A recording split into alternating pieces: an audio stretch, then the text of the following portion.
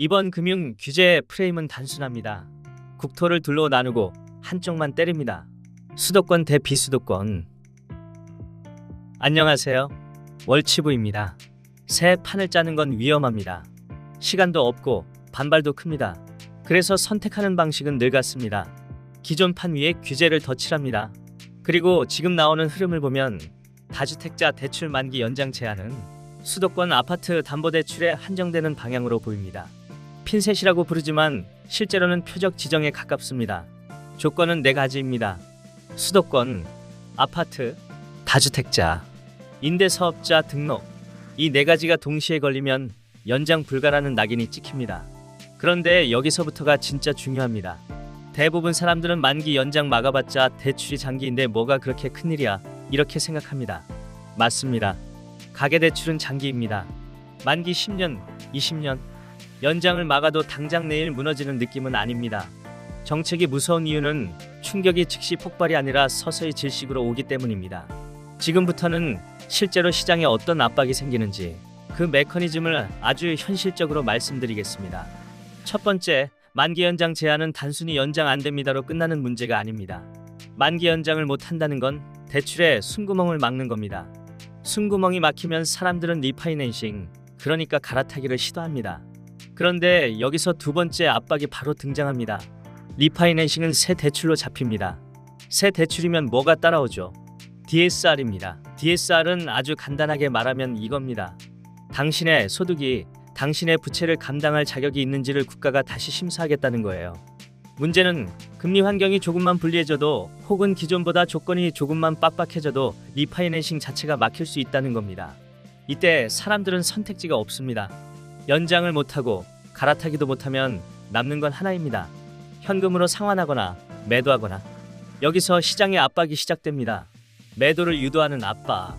세 번째, 담보가치 하락 연동입니다. 이게 정말 무서운 게 담보대출은 담보가치로 작동합니다. 집값이 유지되거나 오르면 은행도 버티고 차주도 버팁니다. 그런데 가격이 조정되기 시작하면 어떻게 되죠? 은행은 담보가치가 떨어졌다고 판단하고 LTV 관리가 빡빡해집니다. 추가 담보를 요구하거나 조건을 악화시키거나 한도를 줄이거나 심지어 대환 자체를 거절할 수 있습니다. 즉, 집값이 살짝만 빠져도 그 순간부터 돈줄이 말라갑니다. 여기서 네 번째, 시장이 진짜 흔들리는 구간이 나옵니다. 가계대출이 아니라 기업대출과 사업자 대출입니다. 임대사업자들이 실제로 버티는 건 집값이 아니라 현금 흐름입니다. 월세든 전세든 결국 이자는 현금으로 냅니다. 그런데 운전자금, 시설자금, 사업자 대출까지 압박이 들어오면 이건 한 채 매도하면 끝이 아니라 사업 전체가 흔들리는 문제가 됩니다. 즉, 핀셋이 아니라 레버리지 규제입니다. 기사에는 임대사업 등록 다주택자라고 쓰겠죠. 하지만 실제 문안이 넓게 설계될 가능성, 저는 여기서 봅니다. 등록주택으로 받은 대출만 막을 것인가? 아니면 임대사업자 명의의 모든 대출을 묶을 것인가? 후자라면 임팩트는 비교가 안 됩니다. 그럼 정책은 어떻게 정당성을 얻느냐? 늘 똑같습니다. 보도자료에 통계가 붙습니다. 수도권 다주택자 아파트 담보대출 규모, 임대사업자 보유 잔액, 레버리지 증가율, 연체율 가능성, 주택시장 불균형. 숫자가 나오면 프레임은 완성됩니다. 불균형, 과도한 레버리지, 시장 안정.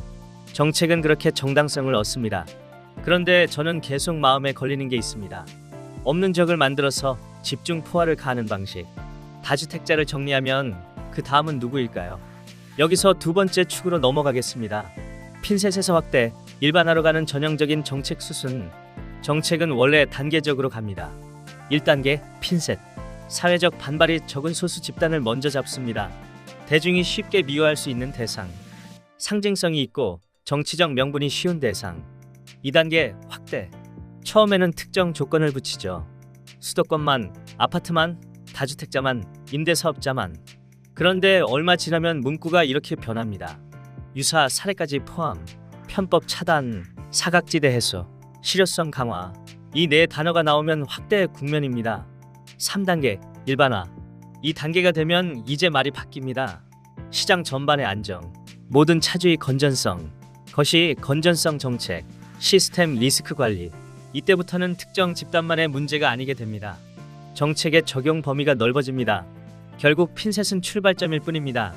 종착지는 모두에게 적용되는 기준입니다. 그리고 이런 흐름은 부동산에만 있는 게 아닙니다. 이미 정부는 노동시장과 임금 구조 전수조사를 시작했습니다. 동일가치 노동, 동일임금, 노동의 가치를 국가가 정의하고 임금 상하방을 제도화하려는 흐름.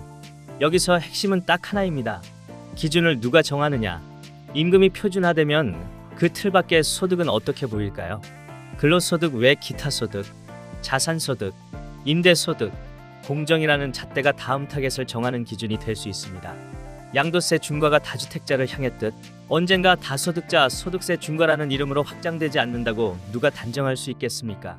정책은 감정이 아니라 구조입니다. 구조는 한 번 만들어지면 스스로 확장합니다. 그래서 더 냉정해야 합니다. 누군가를 겨냥한 응징의 설계가 아니라 시장 전체를 설계하는 구조여야 합니다. 분노로 짜인 제도는 또 다른 표적을 찾아 움직이지만 원칙으로 설계된 구조는 예측 가능성과 신뢰를 남깁니다. 정책은 박수로 완성되는 것이 아니라 시간이 지나도 흔들리지 않는 설계로 증명되는 것입니다. 감사합니다. 월치부였어요.